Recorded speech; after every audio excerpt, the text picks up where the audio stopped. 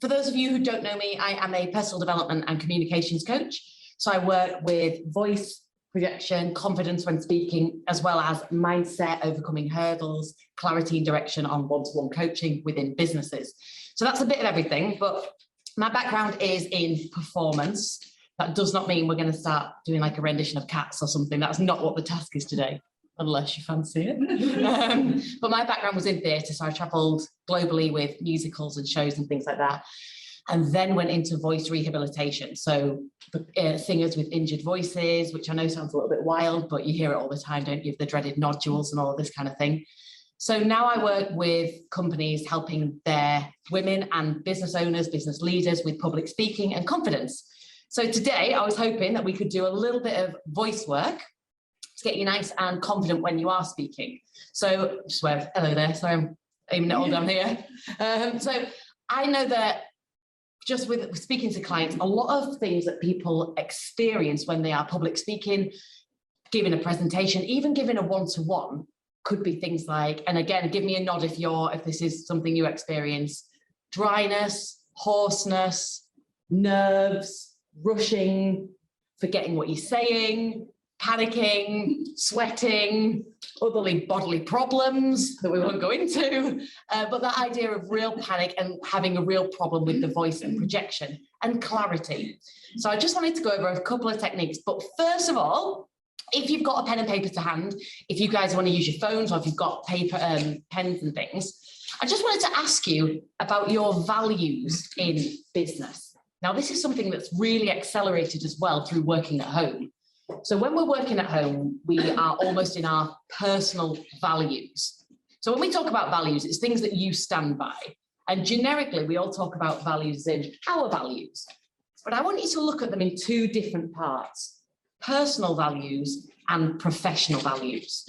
Now, working from home has made this really difficult because they've all blended together. Because one minute you're downstairs feeding the dog, answering the door to the postman. Next thing you're upstairs getting an email that might be a little bit of an aggressive tone or an angry email. And we're not in the right frame of mind. We're not in the right set of values to deal with it. In the office, if you'd have received that email, you're sat there, you're thinking, right, I'm here to communicate my work values. How am I going to deal with this email? When you're at home, we might be in those love, friendship, relationship values. So what I'd like you to have a think about, first of all, what are your work values?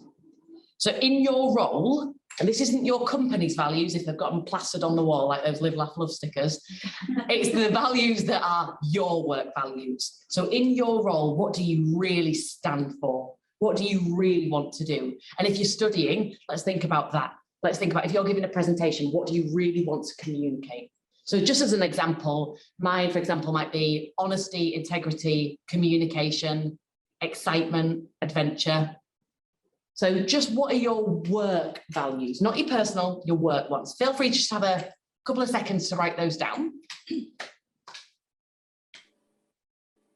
And when you've done that, I'd like you to think about your personal ones. You don't have to write these ones down, but what would your personal ones be? Now, for me, for example, I'm a massive softie. So it's relationships, love, kindness, empathy, all of these lovely things. Now, you can already see how if I took that into a boardroom and did a presentation, if I'm operating from kindness, love, relationship, and friendships, probably not going to go that well. So we want to make sure we are operating from our work values. So now you've got your work values down.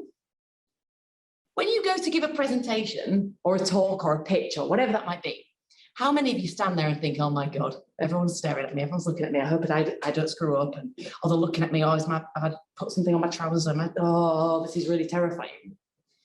But if you look at your work values, whatever that presentation, whatever that talk might be, what problem are you solving for somebody? So right now, I could be stood here and I could be thinking, everyone's looking at me, oh, maybe it's quite quiet, this is terrifying. Or I could be thinking, all of these people would like some information and I can help. And now I'm gone from, oh my goodness, to how can I help them? So no longer is it about me feeling exposed or vulnerable. I want to solve a problem and I can create that problem. I can stand here and think, you guys really struggle confidence-wise and I can help. So fundamentally, I've gone into a position of wanting to help and support you, which, if you go back to your business values, whatever that talk might be, will resonate with that. So just have a think about that. When you're doing a pitch or a presentation, what problem are you solving for your audience? And to make it really, really clear, imagine a friend has come to you with a problem, a personal problem, a relationship problem, a work problem. We naturally want to help them. We don't think, oh my goodness, they're asking me a question. Oh, what if I say something? We think, right, how can I help you? We go into fixing, we go into helping mode. Now that's exactly the same when you're giving a pitch. If you're pitching to a large company, a large investment company, you're only in the room because they've got a problem that they need solving. Hopefully it'll be you that they choose to solve it. But ultimately, you're in a position of, dare I say, power, because you can solve their problem. So it's taking in that approach of how can I help, as opposed to, oh my goodness, everyone is staring at me. And it just gives you that little bit more confidence when you're approaching. But what I would like to do today when it comes to the speaking side of things is look at a few things to help you get a little bit more clear, a little bit more confident when you are speaking. Now, feel free just to pop your hands up on Zoom and obviously in the room. If you feel like you get a little bit of vocal, which we'll call it fatigue, or a bit of tiredness, or even that lump in the throat, or you find yourself rushing when you give a presentation or a talk. A show of hands, anyone? Work. Now, if you're able to, and if you're happy to, I'd like you to stand up for me. Again, if you feel comfortable, it might be a bit easier with masks off. If you want to take a bit of space, feel free to use the whole room. Depending on how you feel about things, there's absolutely no judgment here. I just want you to breathe in for me. Before you're about to give a talk, and can you just breathe in for me? Lovely. So a lot of people are currently stood like this. So if you're going to go and give a talk, tell me that's relaxing. Absolutely not. When we breathe in, we want to be breathing down to here. Because what happens is your diaphragm sits here. You cannot control your diaphragm. Irregardless of what choral teachers tell you, when they say squeeze your diaphragm, you can't. It's the same thing as me saying to you, can you squeeze your left lung for you? Just not going to happen. So your diaphragm's sitting here. When you breathe in, the diaphragm contracts, it drops. The lungs fill up with air. So we should be getting bigger, in essence. So as becoming as this is going to look, when you breathe in, you want to be looking a bit like this. It's really attractive. And then when you breathe out, breathing in, breathing out. If we're doing this, it's called clavicular breathing. My stomach's really tight, it's really tense. You can probably see these nice little veiny bits here that I'm blessed with. Really tight muscle tension here. How on earth am I going to be able to present and speak with clarity and ease if my vocal folds or vocal cords are tight and I'm not breathing? It's really normal, because when we were kids, weren't we? We were taught, breathe in. It makes no sense. We're filling with air, so we have to get bigger. That's just science. So what I'd like you to do is put your thumb on your belly button for me and put your middle finger just above that kind of pubic bone area, or just there. Now relax your legs as much as possible, purely because if we tense them, can you feel your stomach slightly cramped or slightly pulled in? So these are the largest supporting muscles which work along this abdominal wall. So if you tense your legs, your tummy's going to contract slightly. So already some of you are probably thinking, well, when I give a presentation, I'm absolutely wooden. Well, there's half the problem. That does not mean you're going to walk in and be like, hey, how are you doing? I mean, you could, but it might not work. So you want to be relaxing these as much as possible and allowing the tummy to relax. Again, women and men we often feel like we're pulling in, don't we? When we're performing or presenting, we've got to relax. If that means getting a looser dress, go for it. So relaxing that tummy and rolling your shoulders, just getting really, really relaxed. Now, just as a disclaimer for everybody, when you're doing this breath work, and especially if anyone's done any work like this before, you can sometimes go a little bit dizzy just because it's a different way of breathing. So if anyone wants to just sit down, take a second, it's totally normal. So please don't think, oh my God, it's just me. We've all been there, trust me. So relax everything. I want you to breathe in through your nose. And as you're breathing in, your tummy's going to expand. So give it a go. It might be a little bit hard to start with, so relax as much as you can. We're going to breathe in through the nose and allow the tummy to expand. You might feel like you're almost forcing it a bit to get used to it, and that's fine. So breathing in through the nose, belly out. Now, as you exhale, we're going to do a...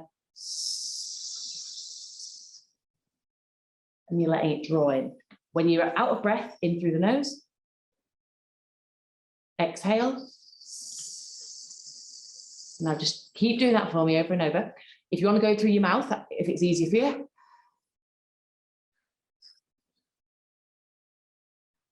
So when you're inhaling, we're expanding. So take your time with it, relax everything. Can everyone feel any tension up here? If so, give it a wiggle. Try and relax everything out. Now, when you're speaking, this is how we should be breathing. Reason being is the way that you're, even from a science point of view, the way that your vocal folds work is similar to, well, it's the same as when you were younger and you got a blade of grass and put it between your thumbs and kind of made that sound. I don't know if anyone else had very northern childhoods. That was our entertainment. Yeah. So what we did in Yorkshire is all we had. So that idea is exactly how your vocal folds work. So your vocal folds vibrate through air coming up. So already you can see that if you're doing this, there's no vibration that's going to happen. And that's when people talk, they get this kind of pinched sound, which you can probably hear. And it feels like you need to swallow all the time because there's absolutely no breath allowing the vocal fold to vibrate. So when you're speaking, you want to be breathing in, letting the belly out. And then as you're talking, you're exhaling and letting the air come up, which is going to let the vocal fold vibrate. It causes, there's a set of false vocal folds in here. They're the ones that contract when we swallow or we cough. Again, a lot of people find themselves coughing or needing to clear their throat. And that's because the false vocal folds are coming in. Straight back to the start, lack of air.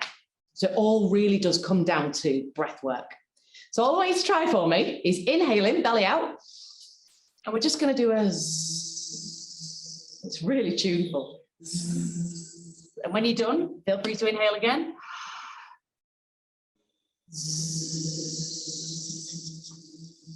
And you draw this in, you'll actively be almost emptying a tube of toothpaste, kind of pulling up this bit here.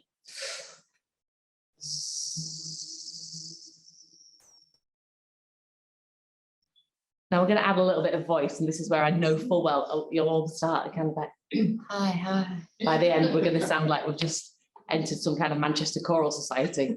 So we're going to relax everything, and all I'd like you to do is inhale and try for me. Za.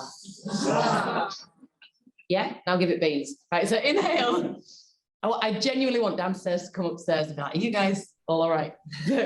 Inhaling, belly out, and we're just going to squeeze here and we're going to project.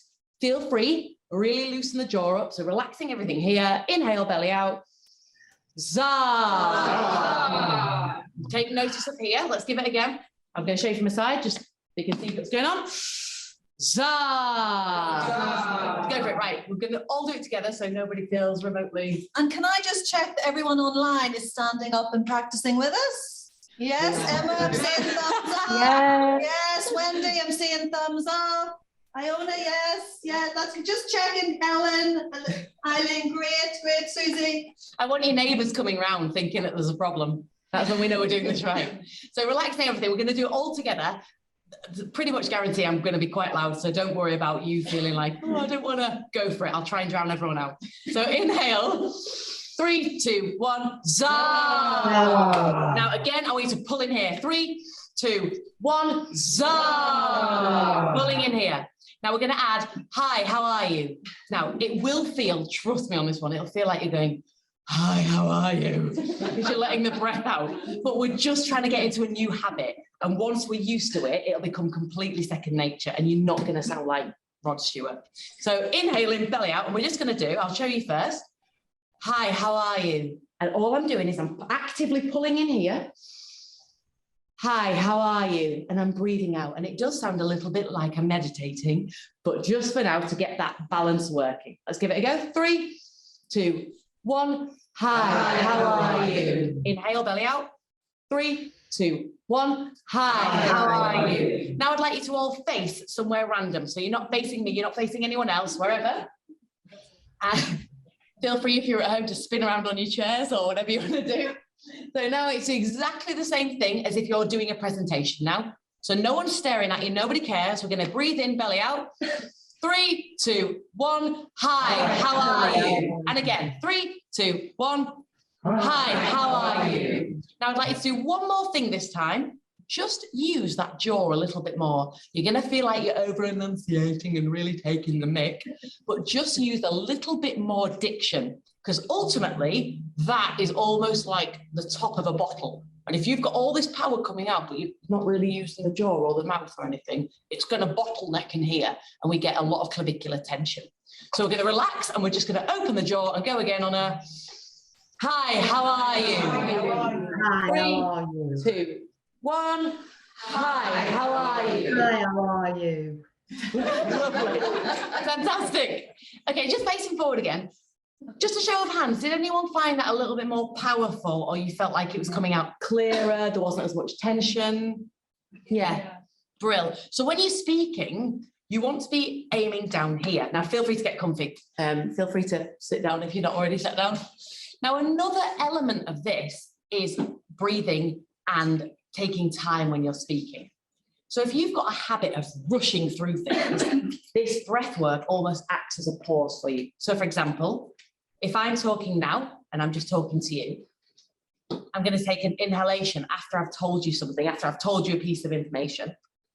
And that allows me to breathe. Now, not only does this allow my voice to stay full and rich and be able to project, but it also releases the cortisol, that stress hormone. So it helps me stay calmer when I'm talking to you. Now, we all know if we're not breathing properly, we can get anxious and we can, it's almost like a cycle. So say you start a presentation, you're already feeling a bit nervous, then we're not breathing. So that cortisol's building up and we're just trying to rush to get to the end of it. Our voices are going, we're panicking. If you can take just a moment to allow that breath to drop, to allow your thoughts to gather so that you can really speak clearly, not only does it help you become clear and confident, but ultimately, if you are really solving a problem for your audience, whoever your audience might be, they need time to understand. If you think about any great speaker, and again, I always go back to Obama because I think he's absolutely fantastic. When Obama speaks, there is a pause after each point. Now, the reason behind that is he wants to help us or help whoever. How can he do that if he's not allowing you time to receive the information? So it's all right, me going, right, we're going to do this today. We're talking about this, this. At the end, you're going to go, right, well, I think really just kind of flew by. If you're really trying to help someone and get your point across, you need to give yourself and your audience that time to receive the information. And again, that goes back to being comfortable in your delivery, being comfortable allowing yourself to help your audience. Now, the other side of that as well comes down to the ums and losing your train of thought. Now, a lot of people do this, and the only way I can describe it is almost like a printer and a computer. If the printer's going too quickly and the computer hasn't had time to filter through the information, it jars and it'll go, That's what an is. An is where we're speaking so quickly, our brain hasn't had a chance to go, wait, I've got this bit of information on, and now we've got this. And you buy yourself that the time where your brain is going, okay, what was the next point you were trying to say? Come on, you can get it in order.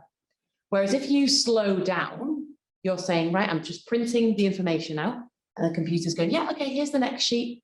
Here's the next point you were saying. So by rushing, we're causing that kind of jam, and it will lead to and you only have to do a few of those, and then your mind's going, oh my God, everyone's staring at me. And we're back to square one. And you're finding yourself going in the middle of a meeting. So it's that idea of just being able to slow down. Now, the other side of slowing down is also taking your space. And I appreciate I'm throwing a lot at you this morning, but I just want you to be able to take as much away as you can. If you've got something important to say, if what you're presenting to investors, to companies, to whoever, is valuable to them, you need to take your space. If I stood here and I delivered my presentation like this, and I was just like, right, this is what we do, and then you do this breathing stuff, and then it goes like this, I'm not confident in what I'm saying. So why the hell would you be confident in what I'm saying? Why would you buy from me? Why would you listen to me? Why would you take that advice on board? However, if I stand there and I'm comfortably saying to you, look, try this, I'm taking the space because I know what I'm saying is going to help you. You can see this with, and again, I'm not a person to be political, but if we think about certain political figures that might not always speak a lot of sense across the pond, for example, they take the space. They will make a point. They will make another point. And it could be absolute rubbish, but they're taking their space, and fully handed to them, fantastic speakers, because they're taking their space, they're delivering the information, they are owning their own space. And there's something in that, owning your own space. If you know what you're saying is valid, own it. So take your time, take your space when you're speaking. So fundamentally, we're coming back to the breath work to allow yourself to have that time and that space to relax. We're coming back to, right, taking those breaths to allow your brain to get everything in order. We're coming back to a little bit more diction and a little bit more movement in the jaw, purely because if this is happening, we're not going to get anything. And just as a really clear final example for you, if I'm talking to you now and I'm not, and this is completely genuine, I'm not really breathing, I'm not breathing down here, and I'm just going to talk like this and I'm presenting, genuinely, I feel a little bit panicked. It's probably because I'm used to doing it a different way, but I feel a bit panicked. I feel like I'm kind of gasping in between bits of speaking. My voice feels really tight and I can't really think as clearly because I feel like I'm just in a panic mode. Now you can already hear what my voice is doing. If I go back down to here and I'm breathing from this lower part of my voice, I'm using the breath to talk, I'm taking the space, taking the time. I'm hoping you can hear a huge difference. And a lot richer and a lot clearer tone, and it's also a lot calmer. So that's the practical element that I'd love for you to take away: the breath work, taking your time. So before you're going into a meeting, relaxing the knees, in through the nose, relaxing, getting that cortisol, that stress hormone down. Even if you've got a piece of paper with your talk or your presentation on, put a few forward slashes in there where you're going to actively allow the audience to receive the information, process what you've said, decide how they feel about what you said before you move on to the next point. Now, the final thing to go full circle is before you start, you're stood in front of a room, you're giving a one-to-one, even something, giving a disciplinary to somebody. Ultimately, you are helping them. Because if you don't give them that disciplinary, if you don't give them the bad news that the project's not going to happen or there's funding problems or whatever that might be, if you don't give them that news, think about the repercussions. What's the domino effect? If you just don't tell them, well, then what's going to happen? Well, it's going to get cut. They won't find out. There's going to be absolute chaos. If you don't give someone that information that they're not delivering the work they should be, they're not performing how they should be, well, what if they just get fired? So you're solving a problem for somebody. And fundamentally, when you come right back to a presentation or a pitch or whatever that might be, think about how you are helping that person. Because then we go away from, oh my God, everyone's staring at me, and we go into, how can I help them? How can I communicate with as much clarity and confidence to get them where we want them to be? And again, going right back to the start, looking at your values. And if one of your values is honesty, communication, delivery upon what you're doing, you need that confidence and that communication to be able to hit that value and hit that target.